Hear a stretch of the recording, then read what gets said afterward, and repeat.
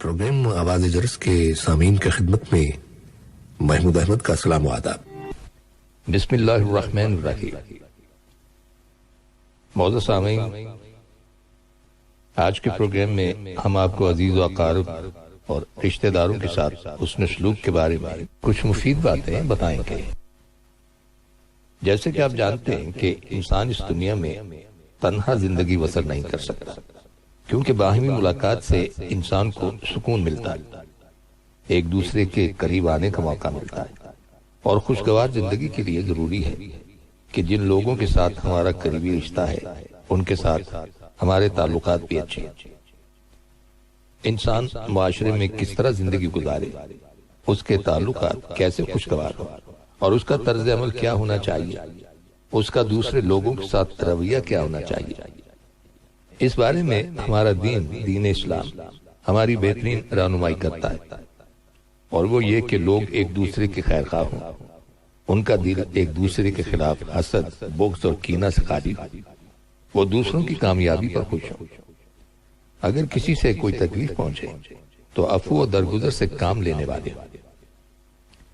اللہ سبحانہ تعالیٰ نے برائی کو بھلائی سے دور کرنے کا حکم دیا ہے تاکہ باہمی تعلقات میں بگاڑ پیدا نہ ہو۔ نبی اکرم صلی اللہ علیہ وسلم کا ارشاد ہے کہ تم میں سب سے بہتر وہ ہے جو اپنے گھر والوں کے لیے بہتر ہو، اور میں اپنے گھر والوں کے لیے سب سے بہتر ہوں۔ یاد رکھیے کہ انسان کا سب سے پہلا امتحان خود اس کے اپنے گھر میں ہوتا ہے، قریبی رشتوں کے ساتھ ہوتا ہے۔ آپ نے دیکھا ہوگا کہ زندگی میں ہمیں اکثر معاملات پیش آتے ہیں جن سے ہم دل برداشتہ ہو جاتے ہیں، لیکن اللہ سبحانہ تعالیٰ کی نظر میں وہی اچھا ہے جو صبر سے کام لیتے ہوئے اپنے رشتوں کو نبھائے اور ان سے حسن سلوک کرتا رہے۔ ایسے شخص کا انجام انشاءاللہ اچھا ہوگا اور اسے اللہ سبحانہ تعالیٰ انعام سے نوازیں گے۔ قرآن حکیم میں ارشاد باری تعالیٰ ہے، بے شک نصیحت پر عمل عقل مندی کرتے ہیں۔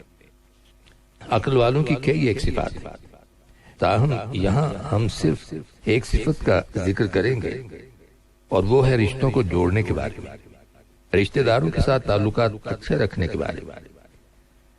اصل میں کامیاب انسان وہی ہے جس کے تعلقات اچھے ہوں، جو لوگوں کے ساتھ رہنا جانتا ہو، اور وہ تمام امور جنہیں اللہ سبحانہ تعالیٰ نے ملانے کا حکم دیا ہے ان کو ملائے۔ نبی اکرم صلی اللہ علیہ وسلم کی اطاعت کے لیے سر تسلیم خم کرنا، یہ سب اس میں داخل ہے۔ اور انسانوں نے سب سے پہلے ماں باپ کے ساتھ اپنی زبان اور کلام سے اچھا سلوک کر کے صلہ رحمی کرنا اور ان کی نافرمانی نہ کرنا، اور اس کے بعد قریبی رشتہ داروں کے ساتھ حسن سلوک کرنا، اپنے گھر والوں کے ساتھ حسن سلوک سے پیش آنا، ہر تعلق والے کے ساتھ خواہ وہ ماں کی طرف سے ہو یا باپ کی طرف سے، نسب کے رشتے ہوں، ان سب کے ساتھ محبت اور احسان کا معاملہ کیا جائے، صرف خون کے رشتوں کے ساتھ ہی نہیں بلکہ دیگر رشتوں میں جیسے دوست و احباب ہیں، دور کے رشتہ دار ہیں، کولیگز ہیں، ان کے ساتھ بھی حسن سلوک کیا جائے۔ اور ایمان والے لوگ نہ صرف یہ کہ مسلمانوں کے ساتھ اچھا سلوک کرتے ہیں، بلکہ نبی اکرم صلی اللہ علیہ وسلم نے مشرک والدین کے ساتھ بھی صلہ رحمی کرنے کا حکم دیا، اور وہ اللہ سے ڈرتے ہیں۔ کیوں ڈرتے ہیں؟ وہ اس لیے کہ ہم سے اپنے فرائض کو ادا کرنے میں کہیں کوئی کوتاہی یا غفلت نہ ہو جائے، اور پھر کہیں ہمارا بڑا حساب نہ، یعنی شدید حساب نہ۔ وہ قیامت کے دن کے حساب و کتاب کی باریکیوں سے ڈرتے ہیں۔ بڑا حساب وہ ہے جس میں ہر چیز کی پوچھ گچھ کی جائے گی، معاملات کا پورا احاطہ کیا جائے گا۔ جہاں تک صلہ رحمی کا تعلق ہے تو صلہ کہتے ہیں ایک چیز کو دوسری چیز کے ساتھ جوڑنا یا ملانا، حتیٰ کہ وہ اس سے چمٹ جائے۔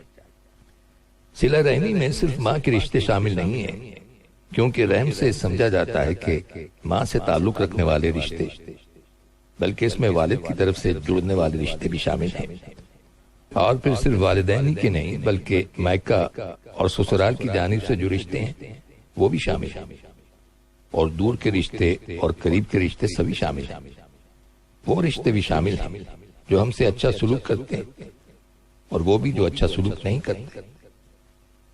اب صلہ رحمی کے برعکس ایک لفظ استعمال ہوتا ہے قطع رحمی، جس کا مطلب ہے رشتوں کو کاٹنا یا رشتوں کو توڑنا۔ صلہ رحمی کا مطلب ہے کہ جس قدر ہو سکے رشتہ داروں کو خیر پہنچائی جائے، انہیں اگر کوئی تکلیف یا مشکل پیش آئے تو اسے دور کیا جائے، یہ ہے صلہ رحمی۔ صلہ رحمی کبھی مال کے ذریعے ہوتی ہے، کبھی خدمت کرنے سے، اور کبھی صرف میل ملاقات اور خیر و عافیت دریافت کرنے سے ہوتی ہے۔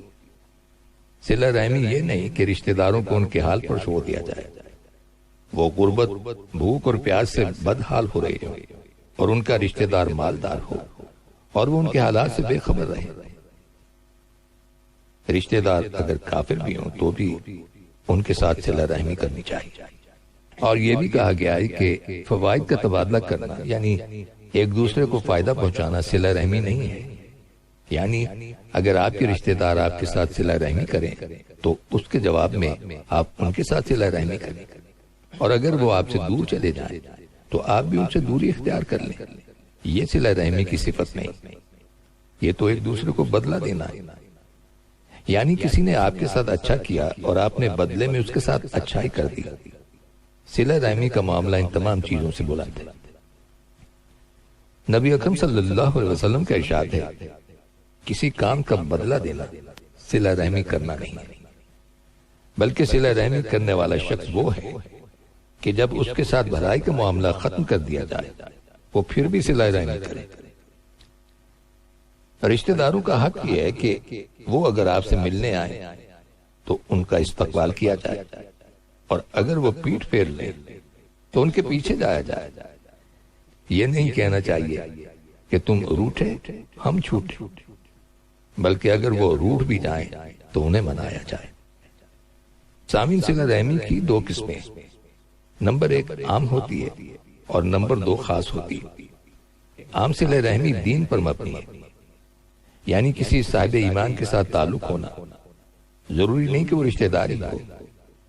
ہم سب آدم کی اولاد ہیں، اور آدم کی اولاد کی حیثیت میں ہم کسی نہ کسی جگہ جا کر ضرور رشتے میں مل جاتے ہیں۔ ہم کسی نہ کسی درجے میں ایک دوسرے کے رشتہ دار ہیں، اس لیے کہ ہم آدم کی اولاد ہیں۔ اور خاص صلہ رحمی یہ ہے کہ آپ کسی کو جو کچھ دے رہے ہیں اس میں اضافہ کرتے رہیں۔ اگر اللہ سبحانہ تعالیٰ نے آپ کو زیادہ دیا ہے تو حسب توفیق آپ بھی دوسروں کی زیادہ مدد کریں، ان کی خبر گیری کرتے رہیں کہ وہ کس حال میں ہیں، اور ان کی غلطیوں کو معاف کرتے رہیں۔ کتنا خوبصورت ہے صلہ رحمی کا یہ انداز۔ قرآن حکیم میں کئی ایک مقامات پر صلہ رحمی کی تلقین کی گئی ہے۔ آپ نے دیکھا ہوگا کہ آج کے اس دور میں ہمیں رشتے کمزور نظر آتے ہیں، تعلقات خراب نظر آتے ہیں، اور دوسروں کے ساتھ بھلائی کے رویے بہت کم دیکھنے میں آتے ہیں۔ اگر تمام لوگ جنہیں اللہ سبحانہ تعالیٰ نے نوازا ہے وہ دینے والے بن جائیں اور اللہ کی مخلوق کا خیال رکھنے والے ہوں تو دنیا میں شاید کوئی بھوکا نہ رہے، اور نہ ہی کوئی ضرورت مند ایسا رہے کہ وہ گھٹ گھٹ کر علاج کیے بغیر مر جائے، یا کوئی شخص کسی اور ضرورت کے لیے دن رات پریشان رہے۔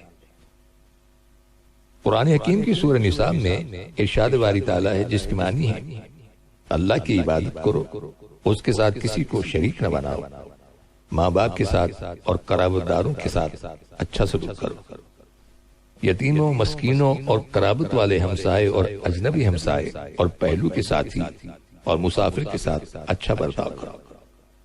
یقیناً اللہ سبحانہ تعالیٰ ایسے شخص سے محبت نہیں کرتا جو اکڑنے والا اور شیخی مارنے والا ہو۔ بہرحال تمام لوگوں سے اچھے سلوک کا حکم دیا گیا ہے، لیکن رشتہ دار ان سب کی نسبت زیادہ حقدار ہوتے ہیں۔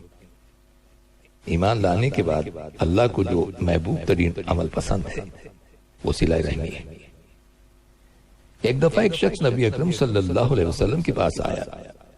آپ صلی اللہ علیہ وسلم اس وقت صحابہ کے پاس تشریف فرما تھے۔ اس شخص نے نبی اکرم صلی اللہ علیہ وسلم سے کہا، اے اللہ کے رسول، کون سا عمل اللہ سبحانہ تعالیٰ کو زیادہ محبوب ہے؟ آپ صلی اللہ علیہ وسلم نے فرمایا، اللہ پر ایمان۔ اس شخص نے کہا، اے اللہ کے رسول، پھر کون سا عمل؟ تو نبی اکرم صلی اللہ علیہ وسلم نے ارشاد فرمایا، صلہ رحمی۔ اس شخص نے پھر کہا، اے اللہ کے رسول پھر کون سا عمل؟ تو نبی اکرم صلی اللہ علیہ وسلم نے ارشاد فرمایا نیکی کا حکم دینا اور برائی سے روکنا۔ اس شخص نے ایک بار پھر کہا اللہ کے رسول کون سا عمل اللہ سبحانہ تعالیٰ کو سب سے زیادہ ناپسند؟ تو نبی اکرم صلی اللہ علیہ وسلم نے فرمایا اللہ کے ساتھ شرک کرنا۔ اس نے پھر کہا اے اللہ کے رسول کون سا عمل اللہ کو ناپسند ہے؟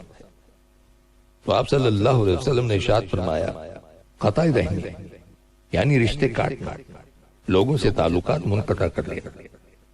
اس شخص نے پوچھا اے اللہ کے رسول پھر کون سا عمل؟ تو نبی اکرم صلی اللہ علیہ وسلم نے ارشاد فرمایا برائی کا حکم دینا اور نیکی سے روکنا۔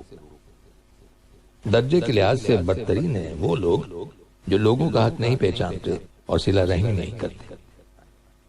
قرابت داروں کے ساتھ سلوک سے متعلق مزید مفید باتیں ہم آپ کو اپنے آئندہ پروگرام میں بتائیں گے، اور اس کے ساتھ ہی ہمارے آج کے پروگرام کا وقت بھی اب ختم ہوتا ہے، اس دعا کے ساتھ کہ اللہ تعالی ہم سب کو صراط مستقیم پر چلنے کی توفیق عطا فرمائے، آمین۔ آئندہ ملاقات تک کے لیے محمود احمد کو اجازت دیجیے، اللہ حافظ۔ پروگرام آواز جرس کے